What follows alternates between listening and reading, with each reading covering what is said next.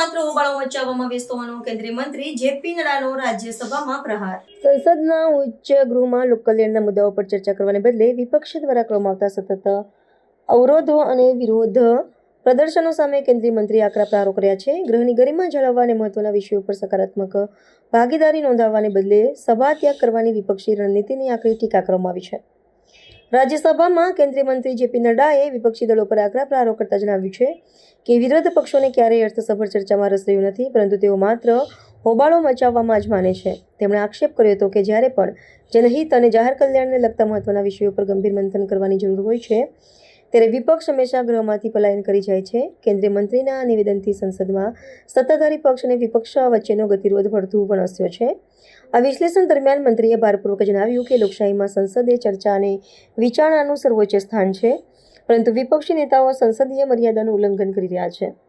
જનતાના પ્રશ્નોના નિરાકરણ લાવવાને બદલે ગૃહની કાર્યવાહીમાં ખલેલ પહોંચાડવી અને વારંવાર સભાત્યાગ કરવો એ જવાબદાર વિપક્ષના લક્ષણો નથી। સરકાર દ્વારા રજૂ કરવામાં આવતી લોકહિતની યોજનાઓ અને નીતિઓ પર તર્કબદ્ધ ચર્ચા કરવાને બદલે માત્ર રાજકીય રોટલા શેકવા માટે હોબાળો કરવામાં આવતા હોવાનો ગંભીર આરોપ મૂકવામાં આવ્યો છે। इनका इंटरेस्ट कभी भी चर्चा में नहीं रहा है। इनका इंटरेस्ट अच्छा नहीं लगेगा, लेकिन हुड़दंग मचाने में है, हुलिगनिज्म। और मैं उदाहरण के साथ आपको बताना चाहता हूं इस हाउस में इनका रोल क्या है। इन्होंने बहुत हल्ला किया एसआईआर के बारे में। आपने इलेक्टोरल रिफॉर्म्स के बारे में चर्चा का मौका दिया। 9 और 10 दिसंबर 2025 को चर्चा हुई। लगभग 18 घंटे चर्चा चली।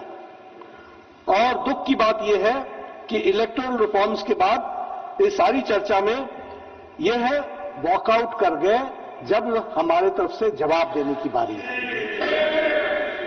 उसी तरीके से जब special discussion regarding the India's astronaut abroad in International Space Station and critical role of the space program Viksit Bharat 2047 पर चर्चा हो रही थी 18 अगस्त 2025 को, तो ऑपोजिशन ने इस चर्चा में भाग लेने से अपने आप को अलग रखा।